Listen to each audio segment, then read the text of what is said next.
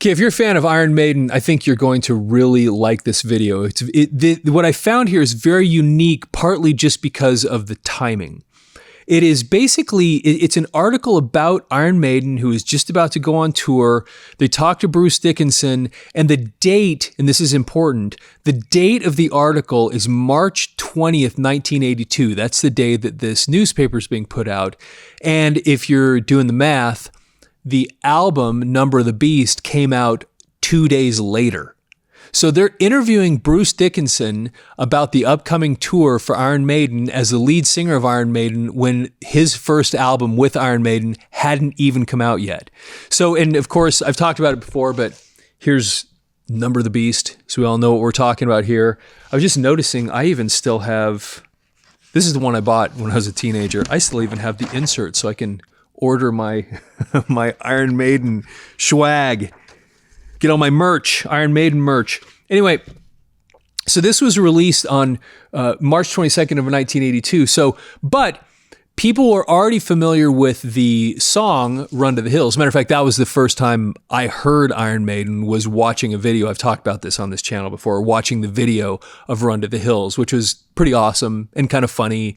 And just a really cool video. But the way it worked was they put the song out and the video in February, about a month before the album was released. So people, when it was actually being played, we've talked a little bit about that before on other videos, but Iron Maiden obviously didn't get a lot of radio play. Well, it depended on where you were, but especially when in Denver, you didn't hear Iron Maiden on the radio. And I think that was pretty common. They weren't really a very radio-friendly band, and no one really ever played them much. But still, they had put out the song, the single, Run to the Hills, about a month before the album was out. And that was pretty common. A lot of bands and musicians did that. They'd have an album coming out, and to hype everybody up, they'd release one of the songs, maybe the best one from the album ahead of time. And then, so that then they'd get people hyped up. And then when it came out, they'd go buy it. And so the context of this article that I'm going to read to you, that I think you're going to really get a kick out of, that was from the Liverpool Echo on March 20th of 1982. The context is the album had not been released yet, but the song Run to the Hills had. And the video was out there, whether it was being played or not. The video was out there. So, and the article is called Louder and Louder. It's the supersonic scream of Iron Maiden. Okay, here we go. And I'm going to share this with you. And it's actually kind of a fun, cool little article. Okay, so here we go. Stage doors can be the loneliest places in the world, if all the world seems to have a ticket to see the show and you don't.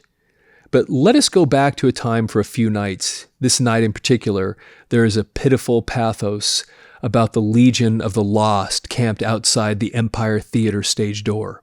From inside comes the rumble and the roar. Iron Maiden are in full flight. It's cold comfort to the throng outside. They conspire in huddles as the mad march wind dances in among them. The minutes are lost in madcap schemes. When you've got the bunk-in blues, you'll think of anything, even the wobbly human pyramid that has suddenly taken shape and is striving to gain a foothold on the Empire's north face. An empty first-floor window is an agonizing few feet away. But this touch of Bonington bravado comes to a crashing finale on the pavement, and inside the band play on and on. The huddled heaps vote en masse to retire down, but not out, to the jukebox and the legs of man. There are some that stay, denim and leather, gurus of graffiti. Their writing is on the wall. Maiden rule. Nothing too subtle or original. One writes Bruce, but can think of no more to add than another Bruce. Okay, then the subhead says sit it out. They may give up their writing and decide to sit it out. There's just a chance they might be able to say hello or even get an invite to Maiden's dressing room before they slip away into the quiet of the inky night. Inside, Bruce wipes the sweat from his eyes. He punches another leather-studded fist in the air. Run for the hills. Bruce Dickinson goes OTT. By the way, that, of course, I think pretty sure that's supposed to say run to the hills, but, Bruce Dickinson goes OTT, Iron Maiden, step up a gear.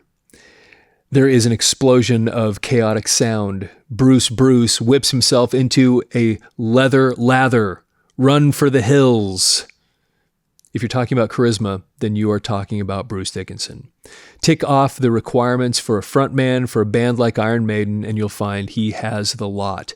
Lank hair and leather, dynamic energy, lungs like a smithy's bellows, and vocals which forge the heavy metal sound, welding the lyrics to the Iron Maiden rock. On stage, his microphone goes every which way but loose. He knows how to handle himself, and yet this is a testing time. There's some out there in that Empire crowd who have come to praise. There are others who have come to bury him.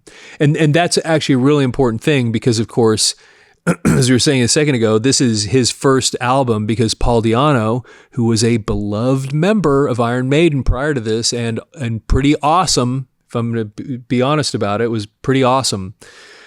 There were a lot of people who were fans of Iron Maiden that did not necessarily like this new change that was taking place, bringing Bruce Dickinson in there. They were Paul Di'Anno fans. Matter of fact, there are still people that believe that Paul Di'Anno is the real Iron Maiden singer to this day. And I don't want to knock him because he was really, really spectacular with what he did. So anyway, some have come to bury him. There will be no funerals this night. It is most Maiden's fans' chance to see the former Samson singer in action as Iron Maiden frontman. And yet Dickinson has no outward fears and no inner qualms. Quote, "Nah, I've been itching to get out on the road with them. Yeah, I know some people think I'm under a lot of pressure, but that's a load of ... We've rehearsed all through the winter, and then there was a couple of gigs last year, so I'm no new boy in town. I've just been kicking my heels, really. Total frustration because this is where it matters. This is when it counts, being on the road. And being in the front of Maiden is a real buzz. They are so raunchy, and they are such a loud band." Unquote.